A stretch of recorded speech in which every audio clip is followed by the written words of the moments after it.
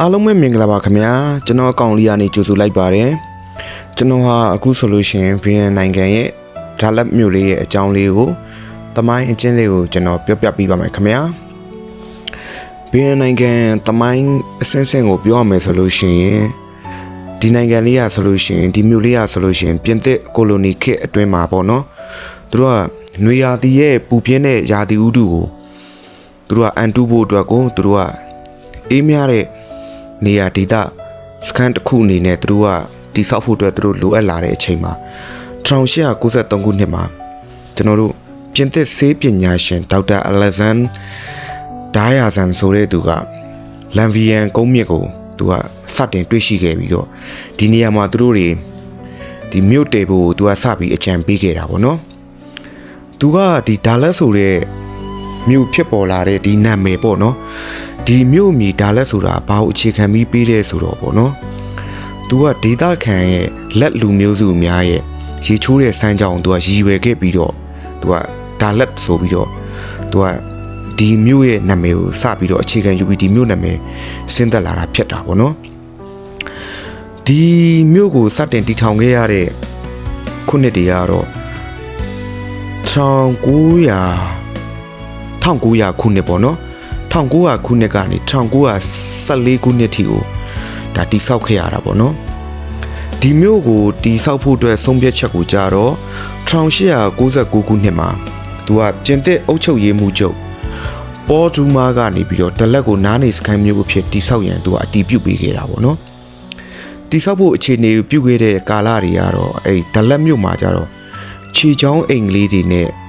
အဲ့ဒီစာတိုက်အိမ်လေးတွေပေါ့နော်အုပ်ချုပ်ရေးအဆောက်အုံအနှဲငယ်သားရှိခဲ့ပြီးတော့သူကလူသူအရောက်ပေါက်နေပါတဲ့ကြေးရွာလေးတစ်ခုမျှတာဖြစ်ခဲ့တာပေါ့ဗျာအဲ့ဒီချိန်တော့ပေါ့နော်အဲ့ဒီချိန်တော့ကဒီနေရာမှာအဲ့ဒီကြားတွေဝင်ပလီတွေကအရန်ပေါ်များပြီးတော့အန်ရရှိတဲ့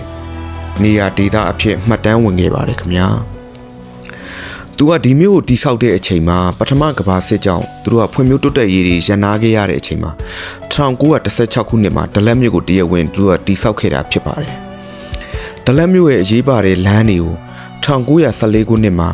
ဖန်တီရွက်မြို့မှာပထမဆုံးမော်တော်ကားလမ်းစတင်ဖွင့်လှစ်ခဲ့ပါတယ်။သူကဟိုတယ်တွေအနေနဲ့ကတော့1922ခုနှစ်မှာလမ်ဘီယန်ပလပ်ဆိုတဲ့ဟိုတယ်ကြီးကိုစတင်ဖွင့်လှစ်ခဲ့ပါတယ်။ဒီမြို့မှာအခြေခံအဆောက်အအုံအနေနဲ့ကတော့1918နဲ့1920တို့မှာလျှက်စစ်တပ်အားပေးစက်ရုံတွေရေတန်းစက်ရုံတွေကိုစတင်တည်ထောင်ခဲ့တာဖြစ်ပါတယ်။ဒလက်မြို့ကြီးကစတင်ဖွံ့ဖြိုးတိုးတက်လာတဲ့မြို့တော်ခေတ်ကတော့1923ခုနှစ်ကနေ1954ခုနှစ်ဖြစ်ပါတယ်။မြို့ပြဒီဇိုင်းတွေအနေနဲ့ကတော့1923ခုနှစ်မှာဘီသူကပညာရှင်အဲနက်ဟီဘရိုကစနစ်တကျရေးဆွဲပြီးတော့ဒီမြို့ဒီဇိုင်းကိုစတင်တည်ဆောက်ခဲ့တာဖြစ်ပါတယ်။ဒီမြို့ဒီဇိုင်းကိုစတင်တည်ဆောက်တဲ့အချိန်မှာမြို့လူဦးရေ3သိန်းအထိနေနိုင်ရန်စီမံထားခဲ့တာဖြစ်ပြီးတော့အင်ဒိုချိုင်းနာပြည်ထောင်စုမြို့တော်ဖြစ်လာနိုင်ရန်လည်းသူတို့ကရည်ရွယ်ထားခဲ့ပုံပေါ်ပါတယ်။ဒီမြို့ရဲ့ဖွံ့ဖြိုးမှုကအလင်းမြန်အရန်ဖွံ့ဖြိုးတိုးတက်လာခဲ့ပြီးတော့1938ခုနှစ်မှာဗီလာပေါင်း398လုံးရှိခဲ့ရာနေပြီးတော့1945ခုနှစ်မှာဗီလာပေါင်း1000လုံးအထိတိုးတက်လာခဲ့တာဖြစ်ပါတယ်။ဒီမြို့မှာနေထိုင်တဲ့မြို့လူဦးရေမှာတော့1923ခုနှစ်မှာလူဦးရေ1500ရှိရာနေ1939ခုနှစ်တွင်11500ကိုမြင့်တက်လာခဲ့တာဖြစ်ပါတယ်။ဒလက်ကယ်ရီယာတဲ့1942ခုနှစ်မှာယထာဘူတာကို1938ခုနှစ်တဲ့အထင်ကအဆောက်အဦတွေတိစောက်ခဲ့တာကိုတွေ့မြင်ရတာဖြစ်ပါတယ်ခင်ဗျာကျွန်တော်ဒုတိယပိုင်းကိုဆက်လက်ပြောပြပေးပါမယ်ခင်ဗျာကျွန်တော်အကောင့်ကိုကြည့်ရှုပေးသူအားလုံးလည်းကျေးဇူးတင်ပါတယ်ခင်ဗျာဒုတိယပိုင်းမှာကျွန်တော်ဒီဒါလက်မျိုးရဲ့ဖွံ့ဖြိုးရာဆက်လက်ပြောပြပေးပါမယ်ကျေးဇူးတင်ပါတယ်ခင်ဗျာ